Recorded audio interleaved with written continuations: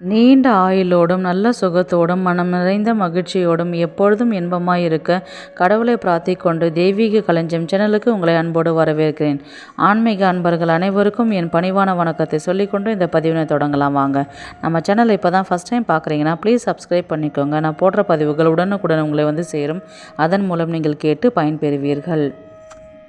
இன்றைக்கி நம்ம சேனலில் என்ன பார்க்க போகிறோன்னு பார்த்தீங்கன்னா, எந்த தானியத்தில் வந்து விளக்கேற்றுனா நமக்கு நன்மைகள், செல்வம் சேர்றது, எல்லா விதமான பிரச்சனைகள் போகிறது அப்படின்றத பற்றி நம்ம பார்க்க போகிறோம். வாங்க வீடியோக்குள்ளே போகலாம். நம்முடைய வேண்டுதல்கள் நிறைவேற நாம் முதலில் கடவுளிடம் முறையிடுவது வார்த்தையால். அதுக்கப்புறம் நாம் ஏற்றக்கூடிய தீபத்திற்கு பவர் வந்து அதிகம். அப்படி பார்க்கும்பொழுது அந்த இடத்துல நேர்மறையாக மாறுகிறது. முற்றிலும் எந்த பிரச்சனைக்கு தீபம் ஏற்றுகிறோமோ அந்த விஷயம் ஒரு நல்ல முடிவுக்கு வருகின்றதுன்னு தான் அர்த்தம். இதனால தான் அந்த காலத்திலிருந்தே நம்மளுடைய முன்னோர்கள் வந்து பூஜைகள் வழிபாடுகள் செய்ய வேண்டும் என்று நமக்கு சொன்னது. ஒரு பிரச்சனைன்னு வந்தால் தான் கடவுள் ஞாபகத்திற்கு வருவார். அப்படி வரும் பட்சத்தில் நாம் முதலில் நம்முடைய குறைகளை காது கொடுத்து கேட்கும் ஒரு தீபச்சுடர்ன்னு தான் பார்த்திங்கன்னா ஒரு ஆத்மா, ஒரு கடவுள் அப்படின்னு சொல்லும் பொழுது நாம் செய்கின்ற ஒரு வேலைன்னு பார்த்திங்கன்னா அது நாம் தீபம் ஏற்றி வழிபடும் முறை தாங்க. அந்த தீபத்தை எந்த தானியத்தில் ஏற்றினால் அதற்கான உடனடி தீர்வு கிடைக்கும் என்பதை பற்றி நம்ம இப்போ பார்க்கலாம். ஃபஸ்ட்டு வந்து பார்த்திங்கன்னா பச்சை அரிசி தாங்க. அந்த பச்சை அரிசியில் வந்து நம்ம வந்து தீபம் ஏற்றணும். ஃபஸ்ட்டு வந்து ஒரு தாம்பூலத்தட்டு, இதே ப்ராசஸ் தான் வந்து நம்ம அடுத்தடுத்து வர தானியத்துக்கும் எடுத்துக்கோங்க.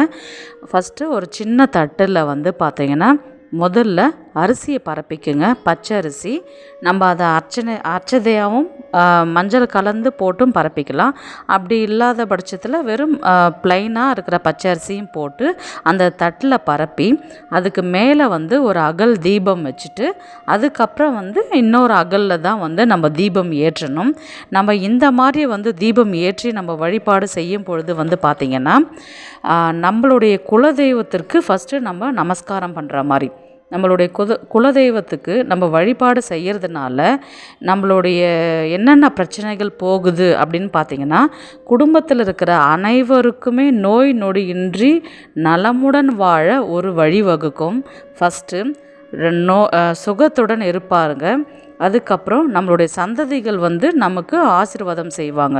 அது குலதெய்வம் மூலயமா வந்து நமக்கு அந்த அருளை நமக்கு தருவாங்க. ஃபஸ்ட்டு நம்ம பச்சரிசியில் ஏற்றக்கூடிய தீபம் வந்து குலதெய்வத்திற்கு, குலதெய்வம் நமக்கு வந்து இத்தனை நன்மைகள் நமக்கு தராங்க. அடுத்தது பார்த்திங்கன்னா கோதுமை பயிருங்க. கோதுமையில் வந்து நம்ம ஃபஸ்ட்டு சொன்ன ப்ராசஸ் மாதிரி தான் ஒரு தட்டில் கோதுமையை பரப்பிட்டு நம்ம டைரெக்டாக எதுவுமே வந்து தானியத்து மேலே ஏற்றக்கூடாது. நம்ம ஒரு அகல் விளக்கு வச்சுட்டு அது மேலே இன்னொரு அகல் ஏற்றலாம். மண்ணாலான அகல் விளக்கு, பித்தளை விளக்கு, வெள்ளி விளக்கு உங்களுடைய வசதிக்கேற்ப நீங்கள் ஏற்றணும். இது வந்து பார்த்திங்கன்னா நம்ம கோதுமையில் விளக்கு ஏற்றுறதுனால நம்மளுடைய பிரச்சனைகள் தீரும், சர்ச்சைகள் விலகும், பகைவர்களால் ஏற்படுகின்ற தொல்லை விலகும் கோதுமையில். அடுத்தது பார்த்திங்கன்னா கருப்பு உளுந்துங்க. இதில் வந்து பார்த்திங்கன்னா நீங்கள் தொழில் செய்கிற இடத்துல எதிரிகள் வந்து அதிகமாக இருந்து தொல்லை கொடுக்குறாங்க, நம்மளுடைய முன்னேற்றத்துக்கு தடையாக இருக்கிறாங்க, நம்மளுடைய பகைவர்களால் தொல்லை அப்படின்னும்போது நீங்கள் விளக்கு ஏற்றதுனால நமக்கு வெற்றி மட்டும்தான் நிச்சயம். அவங்கள நீங்கள் வின் பண்ணிக்கிட்டு போய்கிட்டே இருக்கலாம். கருப்பு உளுந்ததில் நம்ம விளக்கு ஏற்றும் போது நம்மளுடைய தொழில் எதிரிகள் எல்லாமே நம்மளை விட்டு போயிடுவாங்கன்றது அர்த்தம். அதனால் கருப்பு உளுந்தில் நீங்கள் விளக்கு ஏற்றுங்க. அடுத்தது பார்த்திங்கன்னா பச்சை பயிருங்க. பச்சை பயிரில் வந்து பார்த்திங்கன்னா செல்வம் பெருகும், இல்லத்தில் அமைதி ஏற்படும், சகோதரர்களிடையே ஒற்றுமை ஏற்படும். நீங்கள் பச்சை பயிரில் விளக்கு ஏற்றதுனால இவ்வளோ நன்மைகள் கிடைக்குதுன்னும் போது அதை கண்டிப்பாக நம்ம செய்கிறதுல எந்த தப்புமே கிடையாது. கண்டிப்பாக செஞ்சு பாருங்கள். அடுத்தது பார்த்திங்கன்னா நெல்மணி தாங்க.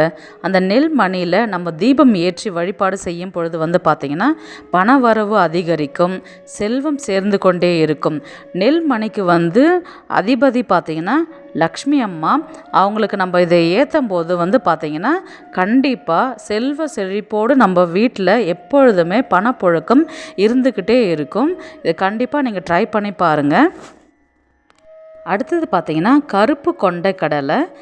இது வந்து பார்த்திங்கன்னா நம்ம வீட்டில் வந்து பசங்க சரியாக படிக்கவே மாட்டேங்கிறாங்க, படிப்பில் ரொம்ப மந்தமாக இருக்கிறாங்க, ஒரு இன்ட்ரெஸ்டே இல்லாத படிக்கிறாங்க, ஒரு பயமாக இருக்குது, ஒரு சப்ஜெக்டில் இது பயமாக இருக்குது. அப்போது நீங்கள் வந்து பார்த்திங்கன்னா கருப்பு கொண்ட கடலில் நீங்கள் விளக்கு ஏற்றும்போது யார் பசங்களுக்கு பயமாக இருக்குதோ அவங்க மூலயமா நீங்கள் அந்த விளக்கு அவங்கள ஏற்ற சொன்னீங்கன்னா கண்டிப்பாக படிப்பில் ஒரு இன்ட்ரெஸ்ட் எடுத்து நல்லா படிப்பாங்க. அதுக்கப்புறம் வந்து போட்டி பொறாமை, எனக்கு இவங்களால போட்டி எல்லாம் பொறாமப்படுறாங்க அப்படின்னாலும் அந்த மாதிரி இருக்கிற பிரச்சனைக்குமே வந்து பார்த்திங்கன்னா கருப்பு கொண்டலுடைய விளக்கு ஏற்றுறதுனால ரொம்பவே விசேஷமாக இருக்கும். நீங்கள் கண்டிப்பாக இதை ஏற்றி பாருங்கள். அடுத்தது பார்த்திங்கன்னா மொச்சப்பயிர் தாங்க. ஆல்ரெடி மொச்சப்பயிரில் விளக்கு ஏற்றுறது வந்து எல்லாருக்குமே தெரிஞ்சிருக்கும், இருந்தாலும் சொல்கிறேன், தெரியாதவங்க தெரிஞ்சுக்கோங்க.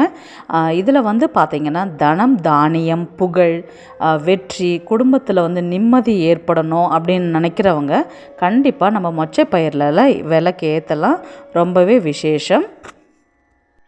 அதுக்கப்புறம் வந்து பார்த்திங்கன்னா எள்ளுங்க. எள்ளில் வந்து நம்ம விளக்கு ஏற்றுறதுனால வந்து பார்த்திங்கன்னா நவகிரக தோஷம், பித்ரு தோஷம், கண் திருஷ்டி விலகும் அப்படின்னு சொல்கிறாங்க.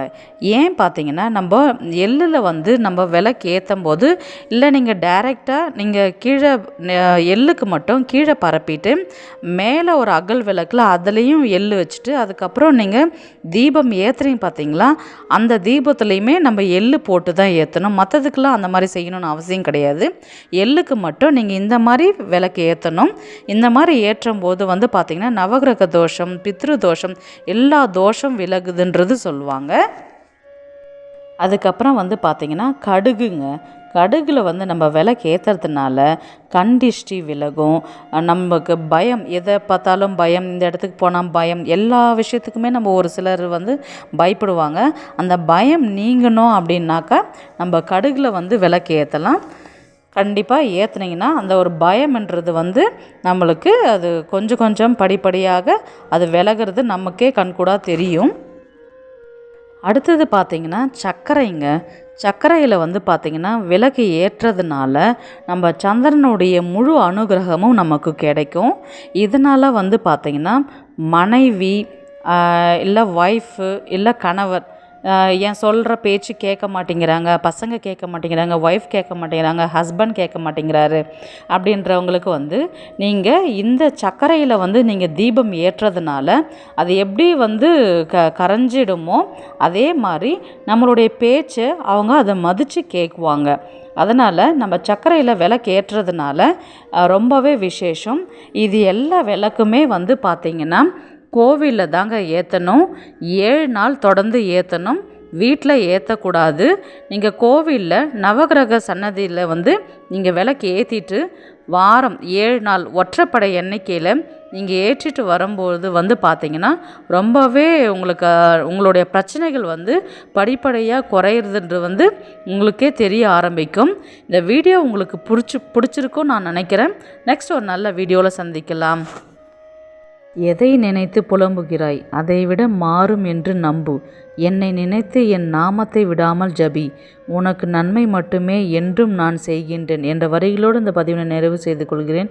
உங்களிடமிருந்து விடைபெறுவது உங்கள் புனிதவதி.